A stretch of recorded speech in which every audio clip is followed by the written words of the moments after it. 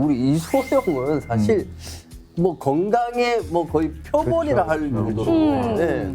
남자들이면 무조건 저 몸을 한번 만들어 보고 싶어요. 네, 맞아요. 근육질인데 지금 저 화면으로만 봐도 부종하고는 전혀 상관이 없잖아요. 없으면 왜 없거든요. 부종하고 전혀. 상관이 있다라는 거예요? 이소룡의 부종은 눈에 안 보이지만 아주 치명적인 곳에 생겼습니다. 어디죠? 말 그대로 침묵의 부종인데요. 그리고 실제 이소룡은 이 부종 때문에 32살이라는 이른 나이에 아이고. 갑작스럽게 사망하게 됩니다. 알고 보면 병 아니야? 그거 뭐야 이거 쌍절곤. 사도 맞아서 하도 등을 많이 때려가지고 부었어. 아유 너무 이른 나이에 돌아가셨네요. 맞아요. 근데 제가 알기로 이소룡의 사망과 관련된 썰이 굉장히 많은 음모론부터 시작해서 많은데 암살 썰도 있었잖아요. 뭐 그렇죠. 네, 맞습니다. 뭐 마피아가 암살했다 뭐 맞아요, 그런 맞아요. 말도 있는데요. 그 가문에 저주가 걸렸다. 또 열사병이다. 간질 때문이다. 말이 굉장히 많은데요. 그런데 공식적인 사연은 바로 뇌부종이었습니다. 아 뇌가 부었었구나. 근데 의사들은 이 뇌부종의 원인으로 당시 이소룡이 복용한 진통제를 꼽았습니다. 아니 근데 우리 또 이소룡 하면은 평소에 운동도 많이 하고 그러니까. 자기 몸 관리에 조금만 신경을 많이 썼을 텐데 갑자기 뇌에는 왜 부종이 생겼을까요? 자, 그런데 2022년에 발표된 연구 보고를 살펴보면요. 네. 이소룡의 급성 내부종 원인이 진통제가 아닌 저나트륨 혈증이라는 추측이 또 나와요. 아 다른 저 현상이네. 나트륨 혈증이요? 네. 아니, 그러니까 이게 나트륨이면 우리가 소금이잖아요. 소금. 맞아요, 맞아요. 네. 그럼 소금이 나트륨이 부족해서 사망을 했다라는 건데 이게 소금이 부족해서 죽나요? 이게? 뭐 그렇게 생각하기 쉽죠. 하지만 이 경우에는 나트륨을 적게 먹어서라기보다는 몸에 물이 너무 많아져서 나트륨 농도가 낮아진 게 문제가 됩니다. 아 혹시 물 중독이라고 들어보셨어요? 저 물 중독이거든요. 하루에 이거를 중독. 이게 지금 1리터인데 이거를 하루에 하나 반에서 2개 정도를 먹어요. 갈증이 나서 드시는 거죠?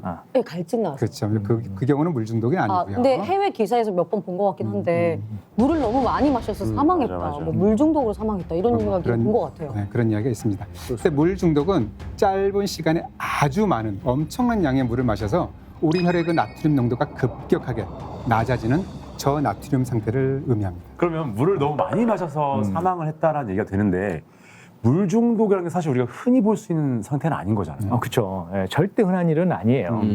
그런데 이소룡의 사망 당시 상태를 보면요. 사망에 이르기까지 다양한 악조건들이 상당히 맞물려 있어요. 그중에서도 연구에서 주요하게 꼽은 원인이 몇 가지 있는데요. 네. 나오네요. 네. 무리한 운동과 저체중. 저체중, 저체중. 네. 극단적인 액체 식단. 네. 급성 신장 손상 병력. 네. 그냥 듣기만 하면 3번 너무 어렵다. 무리한 운동을 하면 또 안 되는 거예요? 저체중. 그렇죠. 네. 근육이 소실될 수 있기 때문에. 오. 자, 우리가 봐도 이소룡은 늘 슬림한 근육질 몸매였잖아요. 네. 그런 몸을 만들기 위해서 이소룡은 저체중을 유지하면서 운동은 또 무리하게 했어요. 그러니까 보기에는 좋았을 수 있지만 몸에는 좋지 않았겠죠. 네. 그리고 또 더 큰 문제가 또 있었는데요. 아내의 말에 따르면 이소룡이 사망하기 몇 달 전부터 네. 거의 당근과 사과 주스만 아이고. 계속 먹어서 먹었다고 해요. 영양 공급이 잘 안 됐고. 네, 단백질은 안 들어오고 뭐 나트륨도 좋고 주로 수분 위주의 식단이었겠죠. 네. 씹는 게 아니라 액체로 그냥 그렇죠, 그렇죠. 또 사망 전에 급성 신장 손상 진단을 받았는데도 생활 습관을 못 버린 거예요. 아, 그런데 여기에다 술도 끊지 못했다고 합니다. 술까지 마셨어요. 이 몇 달씩 아니 그러니까 몸이 그러니까 건강해 보이지만 안 좋을 수밖에 없었겠네요. 맞아요. 네. 이 연구진은 이런 조건들이 저나트륨 혈증을 발생시켰다고 본 거예요.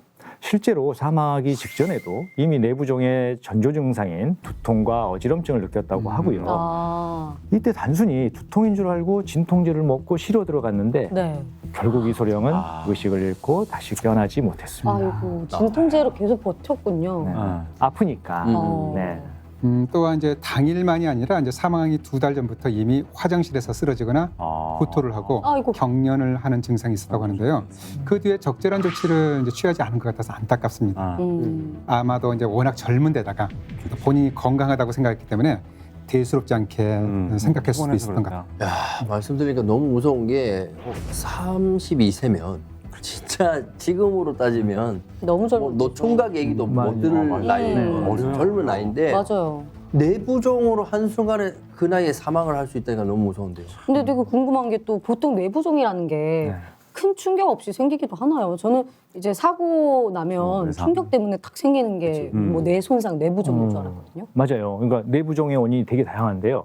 예를 들어서 뭐 교통사고로 뇌를 크게 다쳤다거나, 네. 뭐 암이 있었다거나, 뭐 아니면 뭐 뇌졸중이 심하다거나 이럴 뇌출혈 때 뭐 이런 거. 네, 뇌부종이 생길 수 있는데요. 이소룡의 사례처럼 외부 충격이 없더라도 우리 몸 안의 수분이나 와. 전해질 농도가 맞지 않을 때도 생길 수 있어요.